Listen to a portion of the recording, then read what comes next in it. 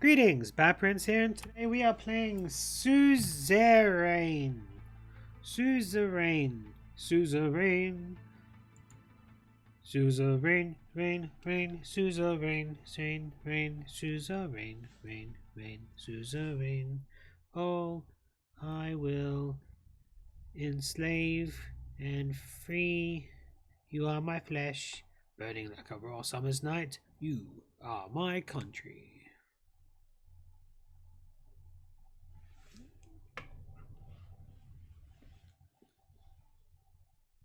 Yeah? 1908.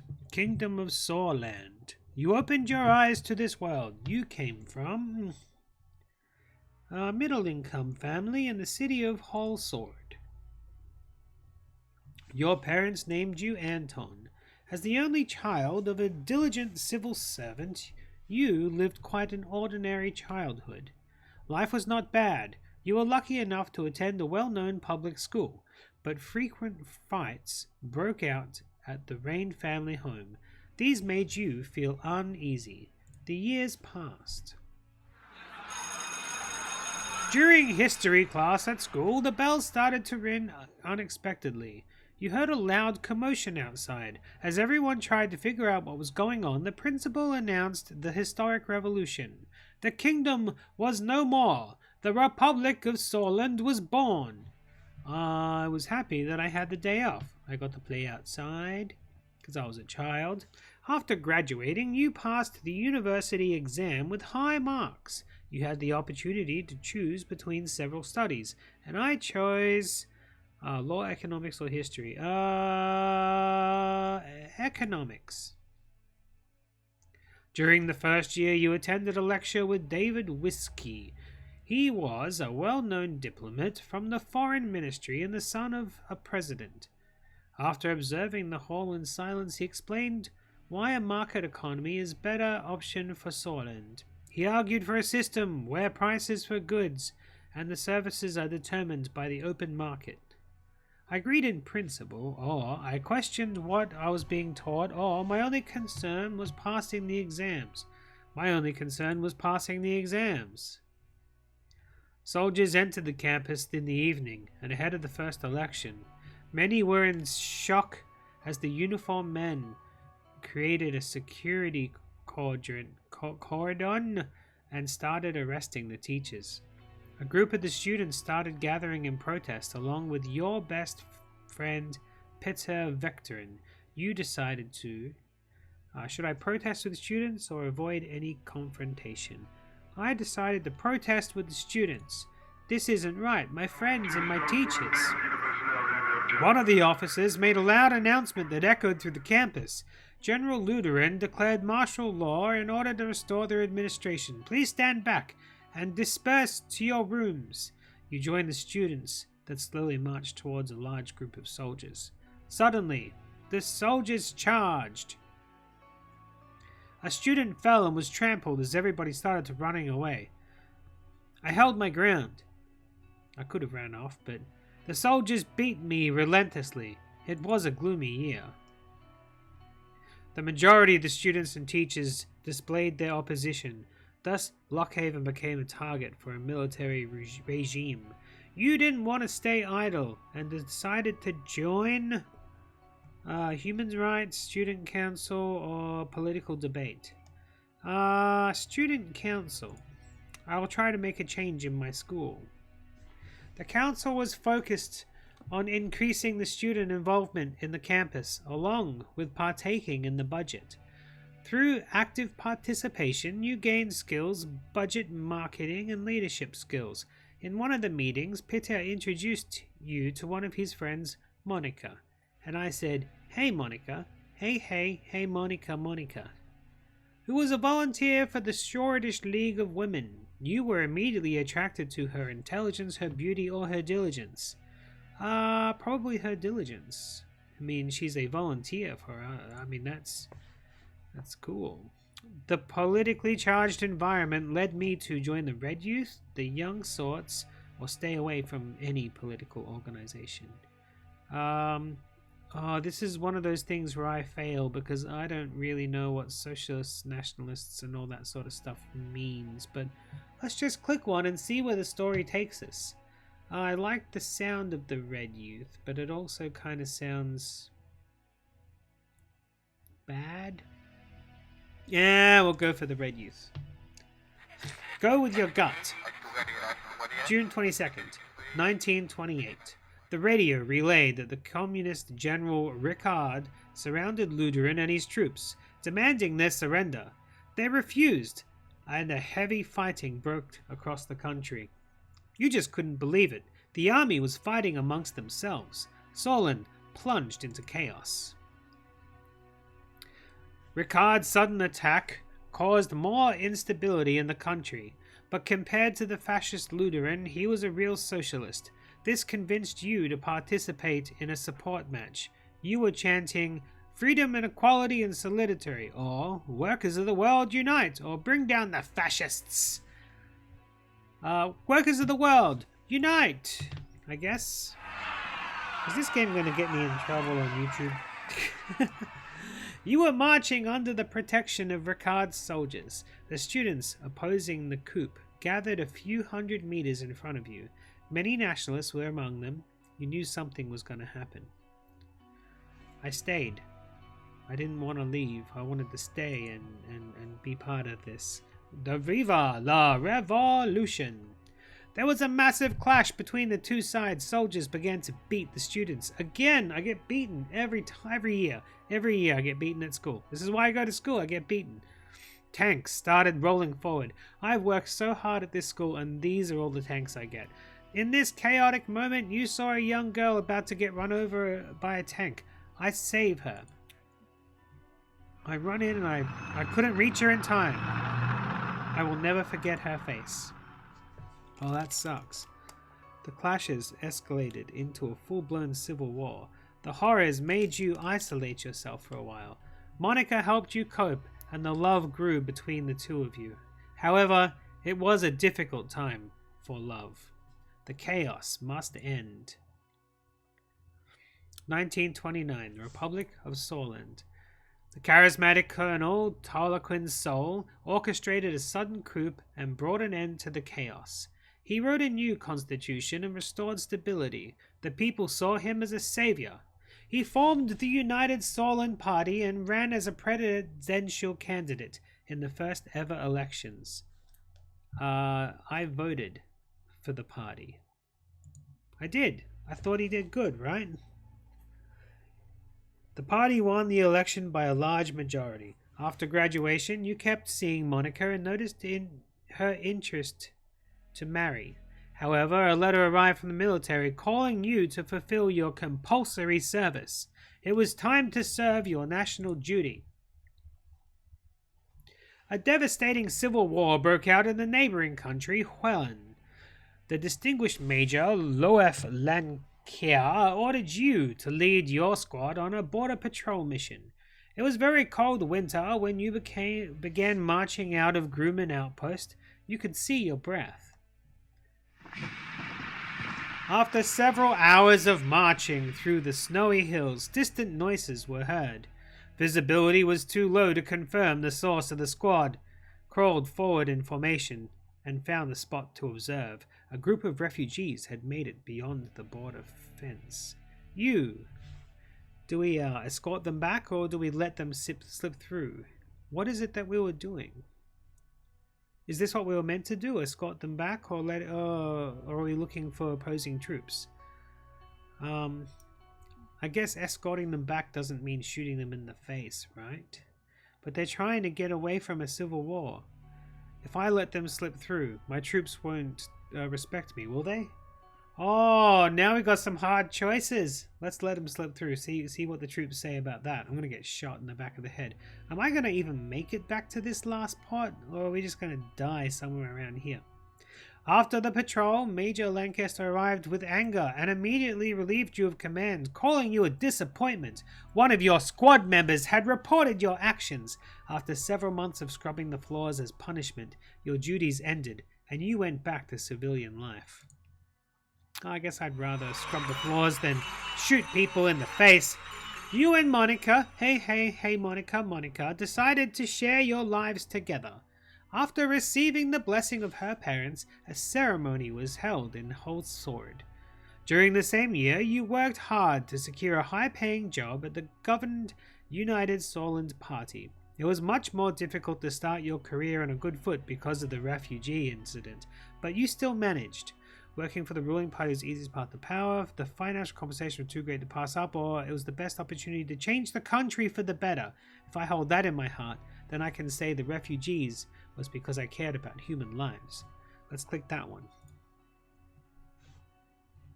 You became the economics assistant to one of the more experienced members of the assembly. You worked long and hard, staying late at work, investigating hundreds of pages of economic reports. You were climbing the ladder. September 1933. Seoul strengthened the Republic by removing the institutions and symbols of the former kingdom of society. Things were also looking up for the country as the massive economic boom continued, and people were the happiest they had been in a decade. Election came, and it was decided. President Talokan Seoul was elected once more. A new 5-year plan and subsequent work regarding finances put you under a lot of pressure, but your significant contribution to the economic strategy triggered an investigation to meet President Talokan Seoul himself, who offered you a key position. You were to become the youngest member of the assembly. You accepted right away. I mean, I could have not, but, you know, position of power, right? I can change it from the inside. Or will I? As the youngest MP, it was difficult to connect with the influential inner circle. You needed allies, so you brought Peter as your right-hand man. The birth of your son, Frank, provided a brief moment of joy and relief. I sacrificed work to spend time with my family, or sacrificed family to improve the position in the party. Oh, God. Why is it one or the other? Why can't we have things? I tell you what, if we want to try and make the world a better place, the kid, this is what he's been working for. We have to sacrifice the family to improve your position in the party. That's where this has all been heading the whole time. Along with Peter, you have done great things to cement your position in the party. Meanwhile, at home, Monica and Frank felt your absence. At the same time, President Seoul increased his authority over the years. His growing ego started to cause strife within the party. The cracks begin to show. President Seoul barely secured a majority in an election against the opposition leader. Over the past year, people were growing discontent with the corruption and the worsening quality of life. Meanwhile, calls for a united Strongland Party Congress became louder as a leadership struggle started to brew. I joined the internal opposition. Don't like corruption. I read that word. We're going to oppose it.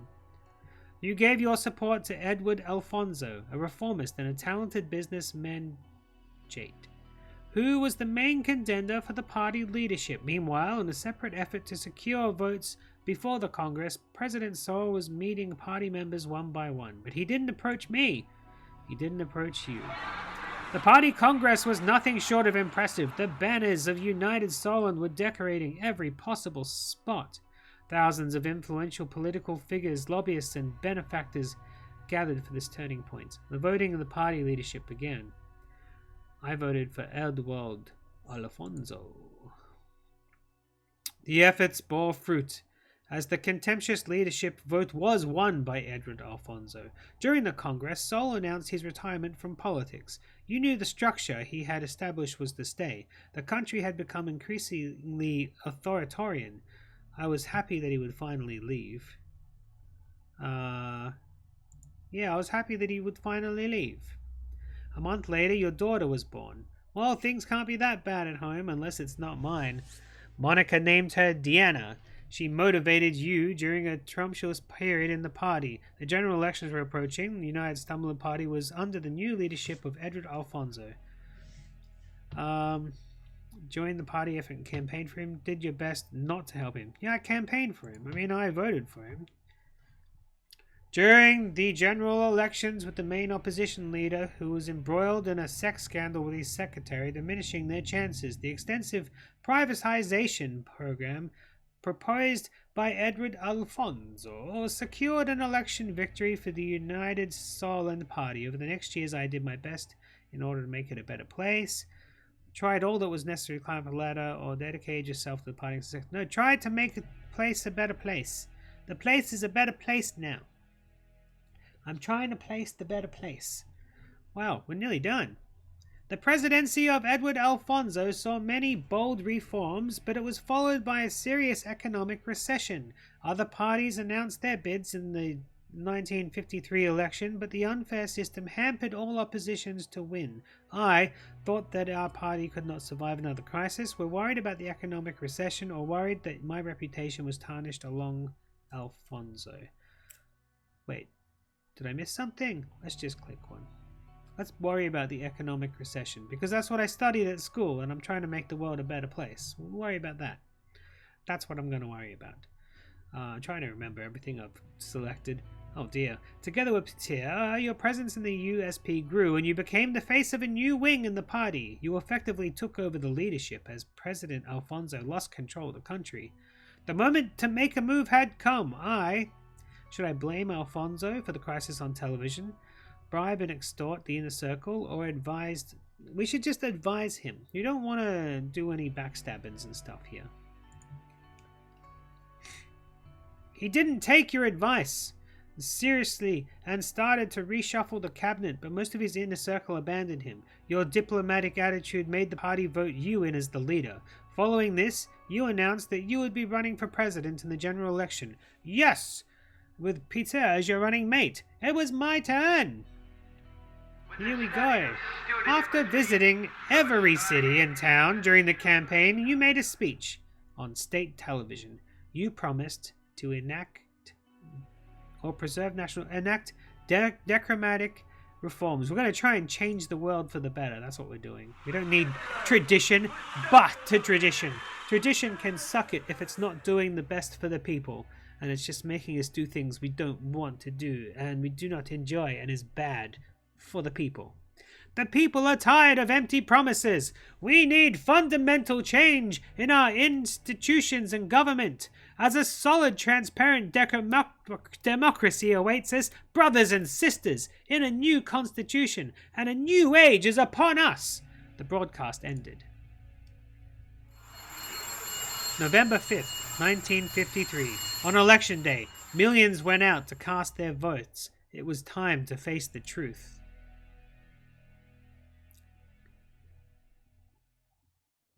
Chapter 1. Presidential... What do you mean, Chapter 1?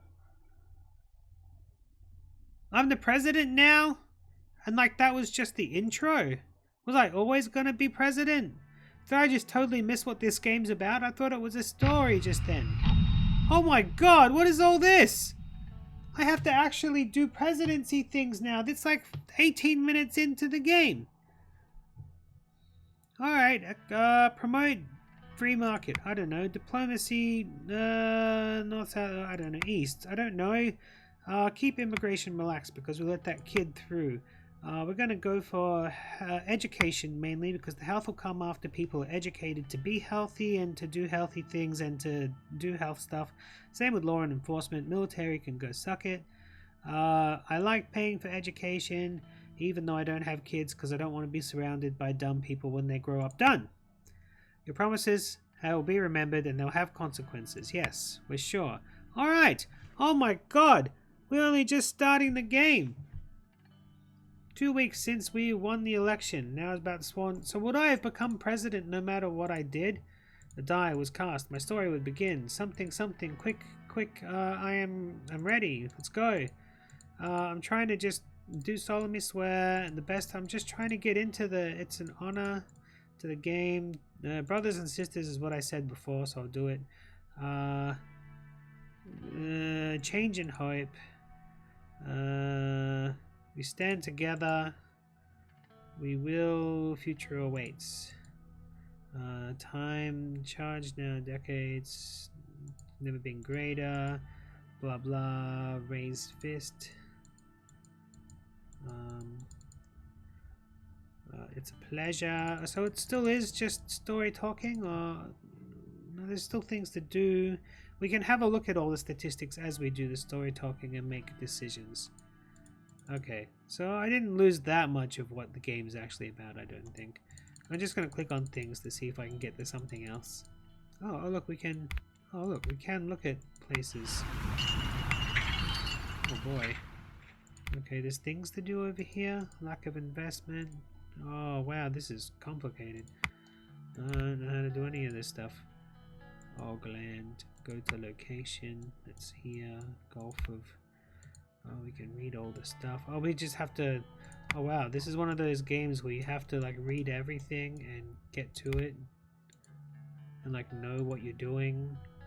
And know all these people stuffs. Oh, boy. Yeah, this is a little above my brain grade for a quick introduction video, but it does look... I did enjoy the story, I will say that.